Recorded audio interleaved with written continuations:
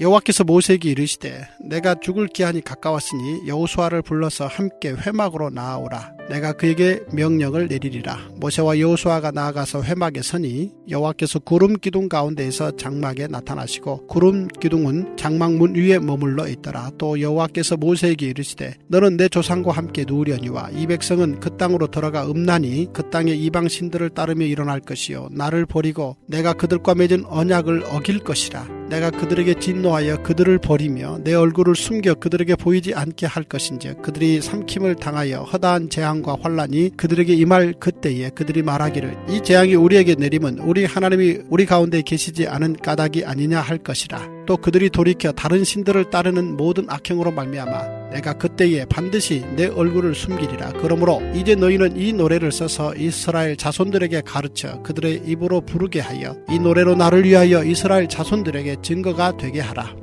내가 그들의 조상들에게 맹세한 바 젖과 꿀이 흐르는 땅으로 그들을 인도하여 드린 후에 그들이 먹어 배부르고 살찌면 돌이켜 다른 신들을 섬기며 나를 멸시하여 내 언약을 어기리니 그들이 수많은 재앙과 환난을 당할 때에 그들의 자손이 부르기를 잊지 아니한 이 노래가 그들 앞에 증인처럼 되리라. 나는 내가 맹세한 땅으로 그들을 인도하여 드리기 전 오늘 나는 그들이 생각하는 바를 아노라. 그러므로 모세가 그날 이 노래를 써서 이스라엘 자손들에게 가르쳤더라. 여호와께서 또 눈의 아들 여호수아에게 명령하여 이르시되 너는 이스라엘 자손들을 인도하여 내가 그들에게 맹세한 땅으로 들어가게 하리니 강하고 담대하라. 내가 너와 함께 하리라 하시니라. 모세가 이 율법의 말씀을 다 책에 써서 마친 후에 모세가 여호와의 언약궤를 메는 레위 사람에게 명령하여 이르되 이 율법책을 가져다가 너희 하나님 여호와의 언약궤 곁에 두어 너희에게 증거가 되게 하라. 내가 너희의 반역함과 목이 곧은 것을 아나니 오늘 내가 살아서 너희와 함께 있어도 너희가 여호와를 거역하였거든 하물며 내가 죽은 후의 일이랴. 너희 지파 모든 장로와 관리들을 내 앞에 모으라. 내가 이 말씀을 그들의 귀에 들려주고 그들에게 하늘과 땅을 증거로 삼으리라. 내가 알거니와 내가 죽은 후에 너희가 스스로 부패하여 내가 너희에게 명령한 길을 떠나 여호와의 목전에 악을 행하여 너희의 손으로 하는 일로 그를 경노하게 하므로 너희가 후일에 재앙을 당하리라 하니라. 기도하겠습니다. 하나님, 정말 먼 길을 떠나며 나 없이 약속의 땅을 들어가야 하는 내 자손들을 향해서 인간적인 마음에는 언제나 축복을 빌어주고 언제나 그들을 위하여 덕담을 해줘야 될 것 같지만 오늘 모세는 그들이 당할 저주와 그들이 하나님을 어떻게 배신할지 그들의 어두운 미래를 이야기하며 그들을 책망을 합니다. 하나님, 모세가 하나님 아버지 앞에 주를 대면하고 말씀을 직접 받았던 영적인 사람일진데 하나님 아버지 그의 정말 우리 눈으로 볼 때는 매몰차 보이는 그의 조언들과 또 그의 쓴소리가 사실은 이스라엘 백성들을 향한 가장 큰 사랑이고 가장 지혜로운 조언임을 오늘도 우리가 배우게 됩니다. 하나님 아버지, 듣기 좋은 소리가 우리를 살리는 소리가 아니요 듣기 쓴 소리가 우리를 살리는 소리라는 것을 오늘도 모세를 통해 배우고자 하오니 하나님 아버지, 오늘 모세를 통해서 우리가 듣고 배워야 될 것이 무엇인지 깨닫게 하여 주시고 오늘 우리가 내 형제와 내 자매와 내 자녀들에게 어떤 말을 해줘야 할지 어떤 말이 사랑의 말인지 깨닫는 시간 될 수 있도록 주님께서 오늘 이 시간도 역사하여 주시옵소서. 믿사오며 살아계신 예수님 이름 받들어 기도드립니다. 아멘. 네, 1920년대 미국에서 여행 보험 회사를 다니던 허버트 하인 리라는 사람이 있습니다. 그러니까 이 사람이 여행보험 회사를 다녔기 때문에 일의 성격상 늘 사고를 당하는 사람들의 사연을 듣게 되면서 그냥 아무 생각 없이 그 사고를 당하는 사람들에 대한 통계를 내고 있었어요. 그런데 어느 날 이분이 7만 5천 개의 사고를 분석하다가 아주 흥미로운 사실 하나를 알게 됩니다. 그게 뭐냐면 어떤 특정한 장소에서 사람이 죽는 것 같은 대형 사고가 일어날 때 그 사고가 우연히 일어난 사고가 아니더라는 거예요. 이게 무슨 뜻이냐면 예를 들어서 어떤 사무실에서 한 사람이 미끄러져서 넘어지는 바람에 머리를 다쳤어요. 그래서 죽었어요. 대형 사고죠. 사람이 사망사고를 당했으면. 그러면 이 죽음이 과연 재수 없어서 우연히 일어난 사건이냐라고 하면 그가 밝혀낸 건 그게 아니더라는 거예요. 이분이 조사를 해보니까 한 사람이 미끄러지면서 죽은 그 장소에서 이미 그 전에 미끄러질 뻔했지만 다행히 다치지 않았던 사람 300명이 있었고 실제로 넘어지면서 멍이 들 정도로 경미한 부상을 입은 사람은 이미 29명이 있었다라는 거예요. 그래서 이미 그 전에 329명이 이 자리가 미끄러워서 위험하니까 조치를 취해달라는 이야기를 계속 해왔던 거예요. 그런데 그렇게 다칠 뻔했으나 다치지 않은 300명과 실제로 가벼운 부상을 입은 29명의 경고를 무시했더니 실제로 죽게 되는 대형 사고가 한 번 일어나더라는 거예요. 그런데 이게 자기가 이제 조사를 해보니까 법칙이더라는 거예요. 그래서 이걸 1대 29대 300의 법칙, 즉 하인리의 법칙이라고 부르게 된 거예요. 이 대형 사고의 법칙이 우리나라 삼풍백화점이 무너질 때 그대로 일어난 거예요. 여러분, 1995년에 강남의 삼풍백화점이 사람이 가장 몰려있던 그 시간에 무너져 내리는 어이없는 사고가 발생했어요. 이거 완전 대형 사고죠. 그런데 그 백화점이 무너진 게 우연이냐? 그리고 무너지기 전에 과연 아무도 몰랐냐? 경고가 없었냐라고 하면 전조 증상이 있었다는 거예요. 이미 옥상에 설계도에 있지도 않은 76톤짜리 장치를 설치하면서 벌써 원래 설계 하중에 4배를 초과했어요. 그런데 더 심각한 건 뭐냐면 원래 설계대로 했으면 마땅히 들어가야 될 철근이 무더기로 빠져있는 상태였습니다. 그러니 이런 부실한 건물에 전조 증상이 없었겠습니까? 당연히 있었죠. 그런데 문제는 이 전조 증상이 너무 경미했다는 거예요. 여기저기 작은 금이 가기 시작하자 300명의 사람이 그걸 경고했어요. 여기 금이가 있다고. 무슨 백화점에 이렇게 금이가 있냐고. 300명의 사람이 경고를 했어요. 그런데 무시했어요. 또 에어컨이 돌아갈 때 이 진동이 이상하다 싶을 만큼 심해서 29건의 전화가 왔어요. 아니, 그 백화점이 진동이 너무 심하다고. 그러면서 29건의 전화가 왔는데 그것도 무시했어요. 그리고 결정적으로 백화점의 균열 현상을 보고 전문가들이 붕괴될 위험이 있다고 경고를 했는데 그것도 무시했어요. 그러다 보니까 어느 날 백화점이 무너져 내리는 참사가 발생을 한 겁니다. 이게 얼마나 대형 참사였었냐면 이날 502명이 죽고 6명이 실종됐고 937명이 부상을 당했어요. 한 번 무너져 내릴 때 어떤 일이 있었냐? 300건의 경고가 있었고 29건의 경고가 또 있었던 거예요. 그런데 그걸 다 무시하니까 한 번의 대형 사고가 일어났는데 여러분 502명이 죽은 거예요. 여러분, 이미 한 번의 대참사 전에 이미 작은 경고가 있었는데 이걸 무시하니까 이런 일이 발생을 하는 겁니다. 그런데 오늘 말씀을 보면 재난 전에 작은 전조 증상이 있다는, 이미 경고가 있다는 이 하인리의 법칙은 영적인 세계에서도 그대로 적용이 되더라는 거예요. 여러분, 한 사람이 영적인 세계에서 재난을 당할 때 여러분 가장 큰 재난이 뭐가 있겠습니까? 그건 당연히 한 영혼이 지옥에 떨어지는 일이죠. 여러분, 그건 순간이에요.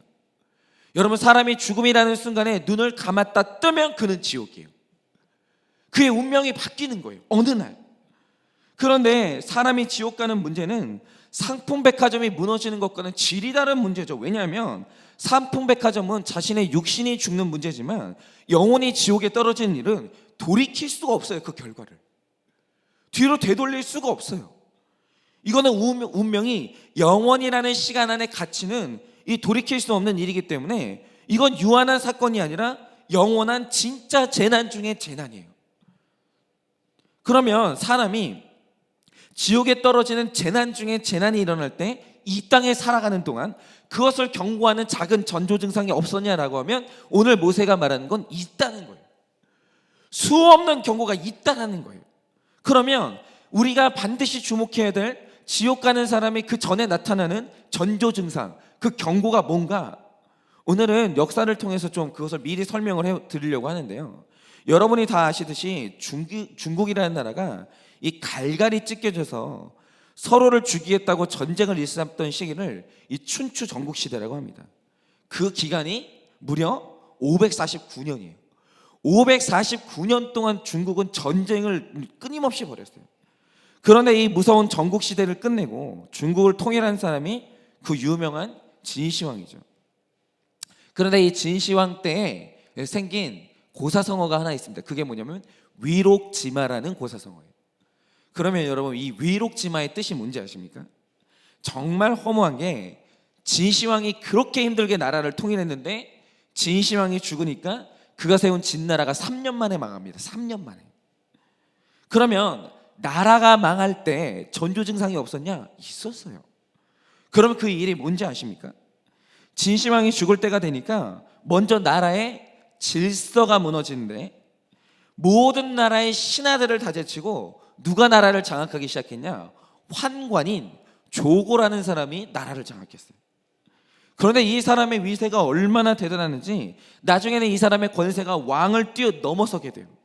그러니까 진시황이 죽자 이 사람이 아무것도 모르는 호해라는 왕자를 세워서 나라를 쥐락펴락하기 시작하는데, 이때부터 조고가 자기 편과 자기 편이 아닌 사람을 나누기 시작하는 거예요. 그런데 그 방법이 너무 황당했어요. 그게 뭔지 아십니까? 어느 날 이 사람이 왕도 죽었죠, 무능한 왕자를 세웠죠, 이제 내가 나라를 쥐락펴락하면 되는데, 요게 신하들 중에 누가 내 사람이고 누가 내 사람이 아닌지를 구분하고 싶은 거예요. 그래서 쓴 게 뭐냐? 어느 날 신하들하고 왕이 다 모인 자리에서 조고가 왕에게 명말을 바친다고 하면서 말을 한 마리 끌고 와요. 그런데 보니까 끌고 온다는데 말이 아니라 웬 사슴 한 마리를 끌고 오는 거예요. 그러니까 왕이 그걸 보고, 아니, 이게 어떻게 사슴이지 말이냐고, 어떻게 사슴을 끌고 왔냐고 이렇게 얘기했더니, 조고가 그때 신하들을 보고 하는 말이 뭐냐면, 여러분이 볼 땐 이것이 사슴 같습니까? 말 같습니까? 물은 거예요.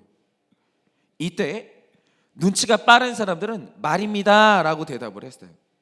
그런데 이때 강직한 사람들은 그걸 사슴이라고 얘기를 했어요.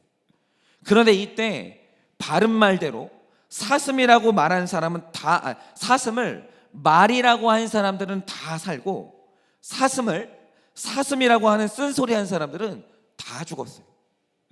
여러분, 이게 바로 위록지마, 즉 사슴을 말이라고 한다라는 말의 뜻입니다.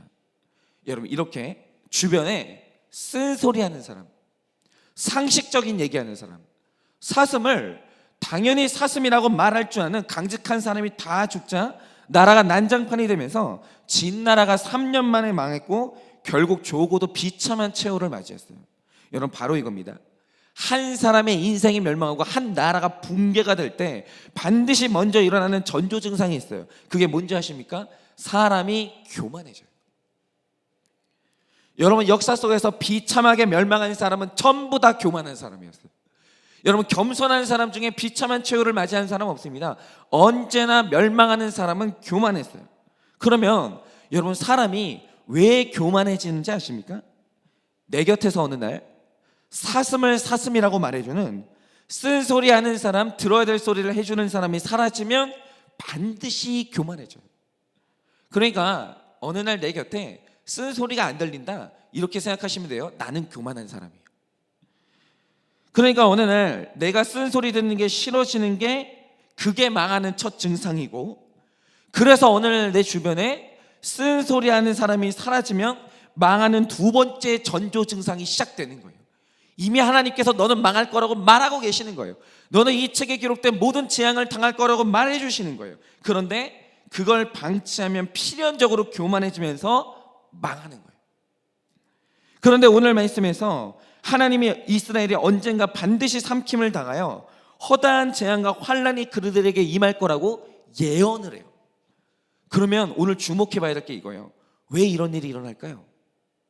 왜 이스라엘 백성들이 율법을 받은 백성인데 왜 그들이 하나님을 떠나 우상을 섬기다가 왜 이 책에 기록된 모든 환란을 당하게 될까요? 이유가 뭐냐면, 그들이 하나님을 떠나면서 이런 일이 일어나게 되는 거죠. 즉, 하나님의 백성에게 일어날 수 있는 가장 무서운 재난은 하나님이 나를 버리시는 거예요. 그러면 하나님이 한 사람 한 사람을 버릴 때 그 전에 이미 경고가 없냐, 전조 증상이 없냐라고 하면 있다라는 거예요. 그러면 그 전조 증상이 뭡니까? 16절을 보면 그들이 음란히 그 땅의 이방신들을 섬기고 하나님을 버리는 일이 먼저 일어나게 되는데, 그러면 이들이 우상 숭배를 하게 될 때 그 전에 먼저 일어나는 일이 뭔지 아세요? 그냥 우상 숭배를 시작하지 않아요. 사람이 우상 숭배로 빠질 때는 먼저 일어나는 일이 있어요. 그게 뭐냐? 오늘 말씀에 기록된 바 모세가 조상들 가운데 눕는 사건, 즉 언제나 나를 위해서 저주의 말과 쓴소리 해주던 모세가 죽는 날 이스라엘 백성은 타락하기 시작하고, 타락하면 하나님께 버림받는 재난의 날이 온다라는 거예요. 여러분, 바로 이겁니다. 사람에게 일어나는 가장 큰 재난은 하나님과의 관계가 파탄나는 거예요. 그런데 하나님과의 관계가 파탄나는 건 영적 재난의 가장 마지막에 일어나는 일이에요. 그 전에 반드시 전조 증상이 있습니다. 경고가 있어요. 그게 뭔지 아십니까? 오늘 신명기 말씀에 나오는 저주의 말씀을 듣는 게 지겨워지기 시작하면 이미 전조 증상이 시작된 거예요. 그게 가장 첫 증상이에요. 말씀이 선포되는데 어떤 말씀이든 듣겠습니다 라는 게 아니고 마음이 교만해지면서 이 말씀은 좋고 저 말씀은 싫고가 갑자기 구분되기 시작하면 이미 그 사람의 멸망은 시작된 거예요. 전조 증상이 시작된 거죠. 그런데 저주의 말을 듣는 게 싫어지면 필연적으로 일어나는 일이 뭐냐? 저주의 말씀을 전하는 선지자, 즉 목사, 부모님, 선지자 같은 지체가 싫어지는 거예요. 메시지가 싫어지면 그 말을 전하는 그 사람도 싫어지는 거예요. 여러분, 이렇게 말씀이 싫어지면 말씀을 전하는 사람이 싫어지고 말씀을 전하는 사람과의 관계가 멀어지면 그때부터 하나님과의 관계가 파탄이 나는 거예요. 그렇죠? 여러분, 언제나 이거 수순입니다. 메시지가 싫어지잖아요. 그럼 그때부터 일어나는 일이 뭐냐면 그 사람은 공동체와 멀어지기 시작해요. 근데 공동체와 멀어지면서 흘러 떠내려가기 시작하면 그는 반드시 하나님과의 관계가 파탄이 나요. 여러분, 사람이 이 공동체에서 멀어질 때 사람들이 가만 놔두겠습니까? 전화하죠. 그러면 안 된다. 돌이켜야 된다. 다시 돌아와야 된다. 전화하죠. 여러분, 그게 다 경고예요. 근데 그걸 끝내 무시하면 내 삶 가운데 영적 파탄이 온다라는 거죠. 그러니까 망하는 사람 입장에서 뒤집어서 이제 보면 영적으로 내가 망하는 첫 증상은 어느 날부터 저주의 말, 쓴소리가 듣기 싫어지는 거예요. 그런데 내가 그 말을 듣기 싫어하잖아요. 그럼 점점 내 주변에 나한테 쓴소리 하는 사람이 없어져요. 늘 나한테 친절한 얘기, 듣기 좋은 얘기만 해주는 거예요. 그러면 그 말씀을 주셨던 하나님이 마지막으로 사라지기 시작해요. 그러므로 오늘 말씀을 보면서 내 삶을 좀 점검해 봐야 되는 게, 여러분, 마지막으로 저주의 말씀, 책망의 말씀을 마지막으로 들은 때가 언제입니까? 여러분은 그걸 마지막으로 들은 때가 언제예요? 저도 굉장히 위험한 게, 여러분, 목사 안수 받은 이후부터 있잖아요. 나한테 쓴소리 해주는 사람이 싹 사라져요. 근데 더 무서운 건 뭐냐면 담임 목사 되고 나면 그 다음에는 나한테 쓴소리 하는 사람이 더 많이 없어져요. 여러분, 이게 무서운 게 뭐냐면 어릴 때 아이들이 이 겸손한 게 주변에 쓴소리 해주는 어른들이 많잖아요. 근데 내가 나이를 먹으면 먹을수록 쓴소리 듣는 게 점점 싫어져요. 내가 이 나이 먹고 내가 이런 얘기 들어야 되나? 이러면서 점점 나이가 들면 들수록 쓴소리 해주는 사람도 없어지고 쓴소리 듣는 게 싫어져요. 그래서 사실은 나이가 들면서 힘들어지는 게 뭐냐면 회개와 변화가 점점 흔들어지기 시작해요.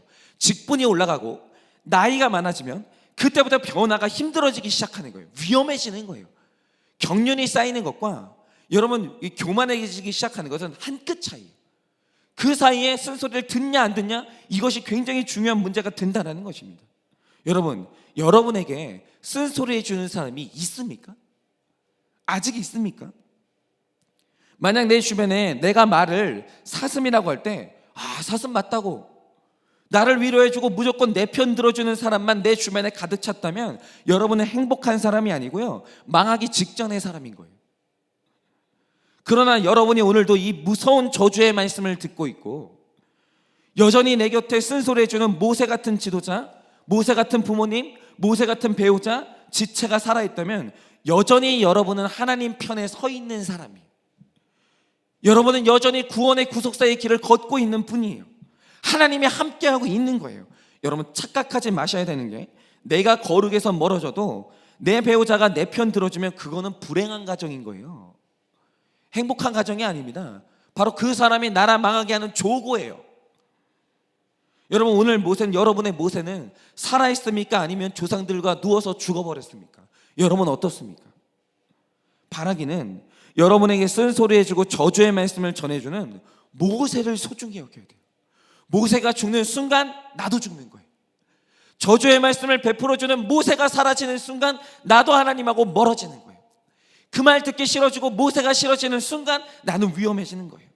그러므로 오늘 내 곁에서 쓴소리 해주는 이 모세를 사랑하셔서 하나님의 생명과 축복에서 여러분이 늘 머무시기를 예수님의 이름으로 축원을 드립니다.